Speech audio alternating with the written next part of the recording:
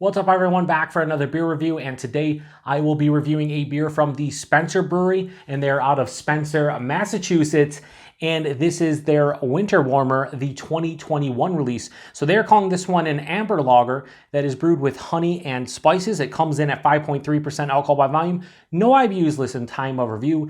This can is just over 5 weeks old. So the Spencer Brewery, haven't reviewed anything from them. They are the, I believe, the first and only certified Trappist brewery in the United States.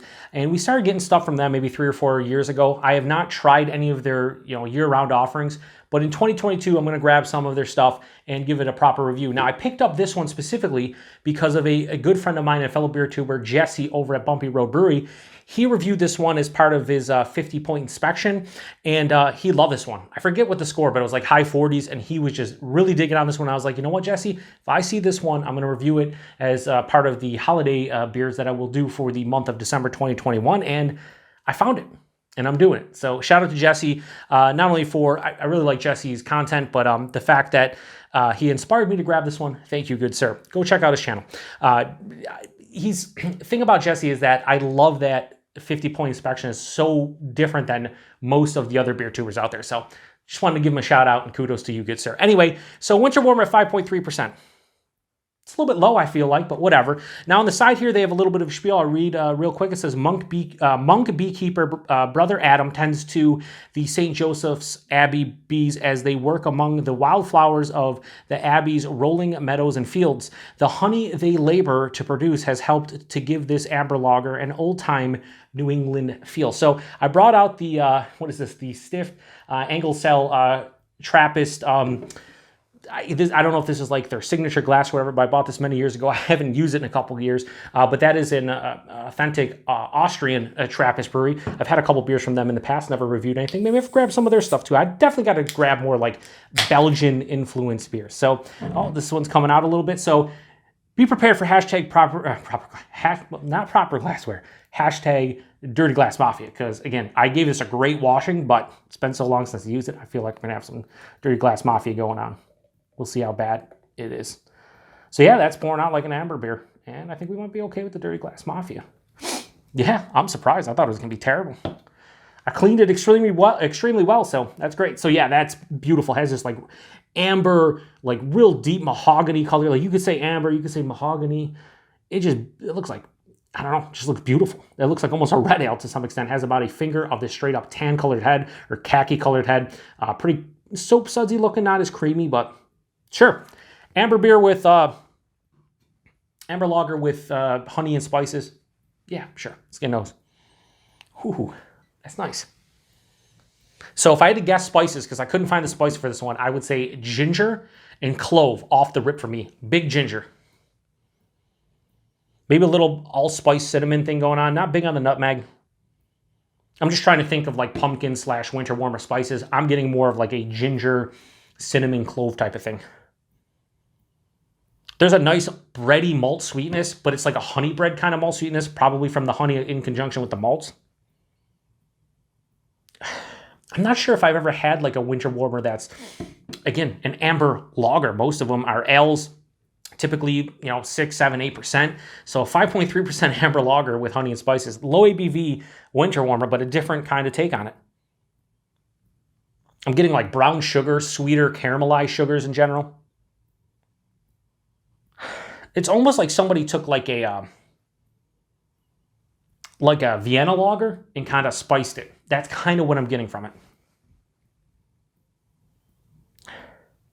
I get that honey, so it's very reminiscent. When I went back for that nose right there, that sniff, it's definite honey. It's like I just put honey in my tea. That kind of quick, like 1 to 2 second pop of honey. That's just reminiscent of me of making a hot cup of tea on a cold winter's night. Yeah, it smells really good. Let's get into it. Cheers, everyone.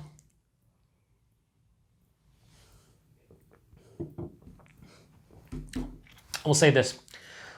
I love the fact that I get a pretty big blast of honey, because I will tell you this. There's a lot of different sweeter sugars that are used in beers. And by the time the beer ferments, you're left with like a lot of times a generic sweetness, and I'll be like, oh, the sweetness from that is a little bit more pronounced because of the honey they're using or the maple or whatever the case may be. I can tell there's honey in here. Like it hits and sits on the tongue, and it is so nice. Body on this one's like lower side of medium, higher side of light, appropriate for 5.3%.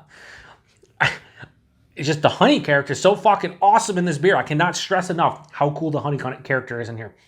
Anyway, higher side of light body, lower side of medium. The mouthfeel, it's appropriately carbonated. It's crisp. It's effervescent, but it's really smooth on the palate. So very akin for like an amber lager. I think the body's appropriate and the mouthfeel's appropriate. The taste. Right up front here with a lot of bready malt character. There's a little bit of like a like brown sugar, but not like super sweet brown sugar, just like brown sugar character without that overbearing sweetness. So bready, brown sugar, and then right after that's where I get that, like a quarter of the way through the palate, there's this beautiful kiss of honey on the palate.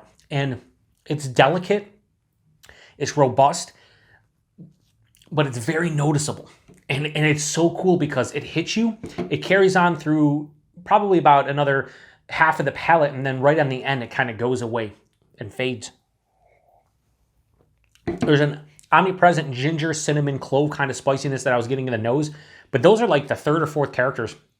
Omnipresent, never the predominant note, definitely 100% hanging around at all times, but I love the fact that this is not too spicy. It finishes with a mild bitterness, semi-dry kind of finish.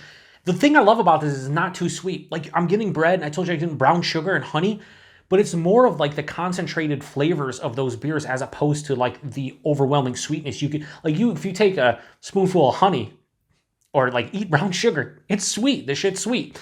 This is not sweet. There's a nice kiss of sweetness.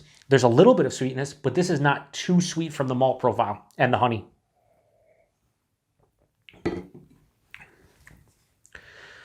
Yeah, it's really well balanced.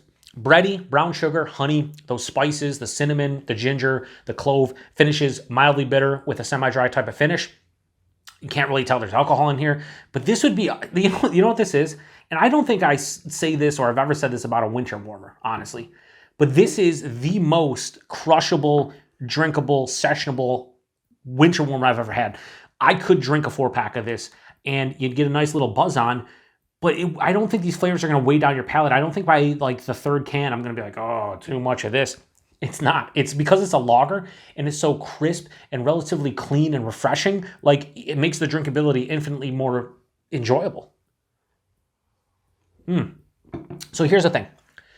Just gave it a crazy high score. I'm not going to give it a crazy high score because amber lagers typically aren't my style. Winter warmers I do enjoy, but this isn't like blowing my mind. What's blowing my mind is this is a 5.3% amber lager with honey and spices, and I can actually taste the honey. It's a pronounced honey. The spices are not overwhelming, and I think the base beer is really well made. So I'm going to give an appropriate score to this one. But again, keep in mind that what I just said, amber lager is not my favorite. Winter warmers I enjoy, but not like, one of my favorite styles. So this is pretty high for me. If I would have rated to what they're going for, an amber lager with honey and spices, and call it winter warmer, this would get like a 4.75. But for me personally, I have no problems giving this a 4.25 out of 5. It's really tasty. So it makes me more excited to try out some of their other beers. I saw it on Untappd. I think this gets like a 3.6, 3.7, something like that.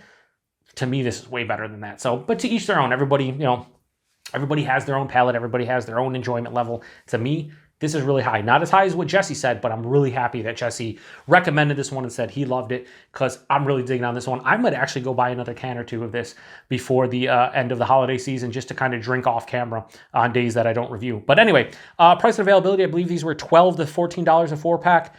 Somewhere in that range. I think I paid like $3.50 for that can, maybe $3.75 because I bought a single.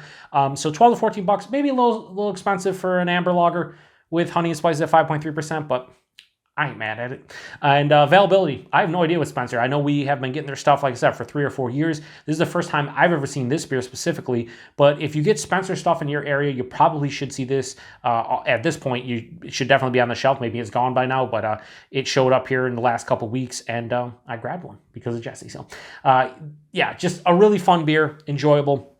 And I don't drink and review a lot of amber lagers. I did the Great Lakes Elliott Ness recently, and that's one of the better amber lagers I've had in a while. But this is right up there with that beer, and maybe better just because of the honey and spices. But again, a completely different beer because you got honey and spices. But I don't know. I'm going to shut it down. Like I said, if you see this one, pick it up. If you had this one before, let me know what you think about it.